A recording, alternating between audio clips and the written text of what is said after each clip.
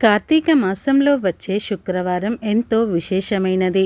లక్ష్మీదేవికి ఎంతో ఇష్టమైనది. అయితే కార్తీక శుక్రవారంలో కొన్ని పొరపాట్లు చేస్తే లక్ష్మీదేవికి కోపం వచ్చి పనులన్నింటిలో ఆటంకాలు ఏర్పడతాయని పండితులు అంటూ ఉన్నారు. మరి కార్తీక శుక్రవారం ఆడవారు పొరపాటున కూడా చేయకూడని ఆ తప్పులు ఏమిటో ఇప్పుడు మనం ఈ వీడియోలో వివరంగా తెలుసుకుందాం. మొదటిగా కార్తీక శుక్రవారం రోజు ఖచ్చితంగా ఇంటిలో జలపాత్రలను అంటే నీటిని గుమ్మం దాటించకూడదు. ఇంట్లోకి నీళ్లు తెచ్చుకోవచ్చు, కానీ బయటికి వారికి కూడా నీళ్లు ఇవ్వకూడదు. ఇది నిషిద్ధం. ఇక రెండవది పెరుగు. కార్తీక శుక్రవారం నాడు ఎవరికీ కూడా ఇంట్లోని పెరుగును ఇవ్వకూడదు. ఇస్తే లక్ష్మీదేవి వెళ్ళిపోతుంది, ధనం తగ్గిపోతుంది. పెరుగును తోడుకు అడిగినా సరే కార్తీక శుక్రవారం రోజు అసలు ఎవరికీ ఇవ్వకూడదు. దేవాలయాలలో అభిషేకం కోసం అయితే ఇవ్వవచ్చు, ఇతరులకు ఇవ్వకూడదు. మూడవ విషయం పసుపు కుంకుమలు. కార్తీక శుక్రవారం రోజు పసుపు కుంకుమలు కూడా ఎవ్వరికీ ఇవ్వకూడదు. సాధారణంగా కార్తీక శుక్రవారం నాడు ముత్తైదువులు ఇంటికి వస్తే పసుపు కుంకుమ తాంబూలం ఇస్తూ ఉంటారు, కానీ అలా తాంబూలంలో పసుపు కుంకుమను ఇవ్వకూడదని పండితులు అంటూ ఉన్నారు. ఇక నాలుగవ పని పుష్పాలు. కార్తీక శుక్రవారం రోజు చాలామంది స్త్రీలు పుష్పమాలలు కడుతూ ఉంటారు.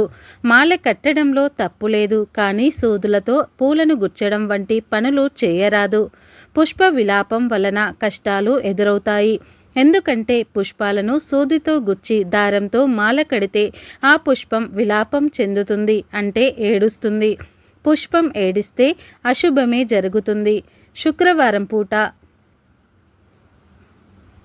పూల యొక్క కన్నీటి బిందువులు ఇంట్లో పడితే లక్ష్మీదేవికి ఎన్ని పూజలు చేసినా అవి ఫలించవు. పుష్పమాలలు కట్టడంలో తప్పులేదు, కానీ పుష్పంలో ఉంచి సూది ఎక్కించడం అనేది నిషిద్ధం. కార్తీక శుక్రవారం ఈ పనులు అస్సలు చేయరాదు. మరొక విషయం ఏమిటి అంటే చాలామంది గంధం అరగదీస్తూ ఉంటారు. అరగదీసిన చందనాన్ని పూజకు వాడటం శుభప్రదం, కానీ కార్తీక శుక్రవారం మాత్రం శ్రీ చందనం అరగదీయకూడదు. అలాగే కార్తీక శుక్రవారం ఎట్టి పరిస్థితులలోనూ వెన్న కాయకూడదని శాస్త్రం చెబుతుంది. మామూలు శుక్రవారంలో కూడా వెన్నెను కాయకూడదు. అలాగే కార్తీక శుక్రవారం రోజు కూడా పాలను కూడా ఇంట్లో ఎక్కడా కూడా వలక్కుండా చూసుకోవాలి. తేనె కూడా కింద జారకుండా చూసుకోవాలి. తేనెలో, పాలల్లో, పుష్పాలలో లక్ష్మీ అమ్మవారు స్థిరంగా ఉంటారు. ధనరాశుల్లో కూడా లక్ష్మీదేవి నివాసం ఉంటుంది. కాబట్టి ఈరోజు రాశిగా ఉండే ధాన్యాన్ని కూడా కదపకూడదు. అంటే పొలాల్లో ఉన్నవారు బస్తాలతో ధాన్యాన్ని ఉంచుతారు. ఆ ధాన్యాన్ని కార్తీక శుక్రవారం రోజు కదపకూడదు. ఈ పొరపాట్లలో ఏ ఒక్క తప్పును అయినా సరే చేశారంటే లక్ష్మీ అమ్మవారికి ఆగ్రహానికి గురవుతారు. ఈ నియమాలను అందరూ కూడా పాటించాలి. పాటించకపోతే లక్ష్మీదేవి ఆగ్రహం వస్తుంది.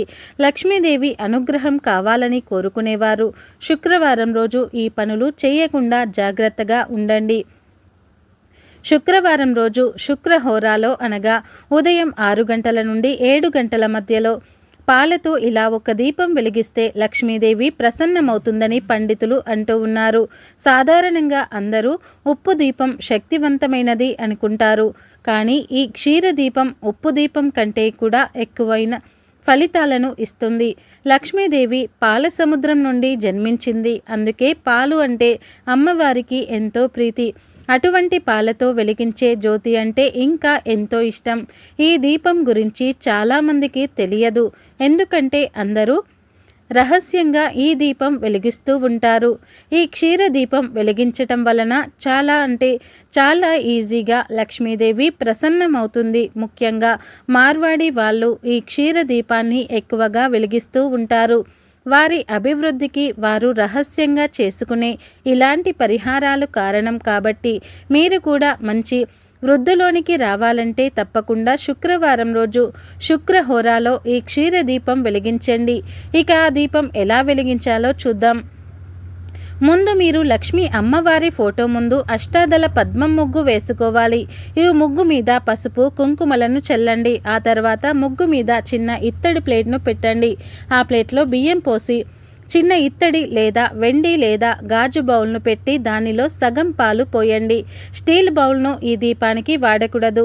ఇలా బౌల్లో పాలు పోసిన తర్వాత ఆ పాలల్లో నువ్వుల నూనెను పోయండి. ఇప్పుడు ఈ నూనె పాలపైకి తేలుతుంది.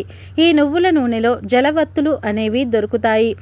బయట పూజా సామాగ్రి స్టోర్స్లో దొరుకుతాయి. ఆ వత్తులు వేయాలి. జలవత్తులు లేకపోతే చిన్న జాజి ఆకుకు రంధ్రం చేసి ఆ రంధ్రంలో పువ్వొత్తిని ఉంచి ఆకును నూనెలో పెట్టిన జలవత్తులు లాగా పైకి తేలుతుంది. అలా అయినా సరే ఈ దీపం పెట్టవచ్చు. ఇలా వత్తులు వేశాక ఏకహారతితో దీపాన్ని వెలిగించండి. ఇలా క్షీర దీపం వెలిగించిన తర్వాత పసుపు కుంకుమలతో దీపాన్ని అలంకరించుకోవాలి.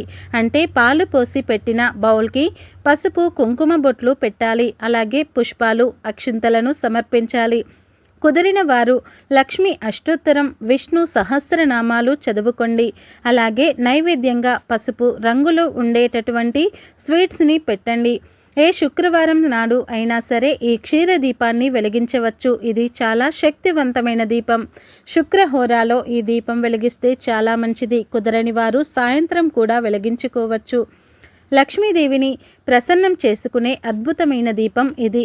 ఈ దీపానికి పసుపు రంగులో ఉండేటటువంటి పువ్వులను సమర్పిస్తే మంచిది. ఈ దీపం దగ్గర పువ్వులు నైవేద్యం అన్నీ కూడా పసుపు రంగులో ఉండేటటువంటి విధంగా చూసుకుంటే చాలా విశేషమైన ఫలితాలు అయితే కలుగుతాయి.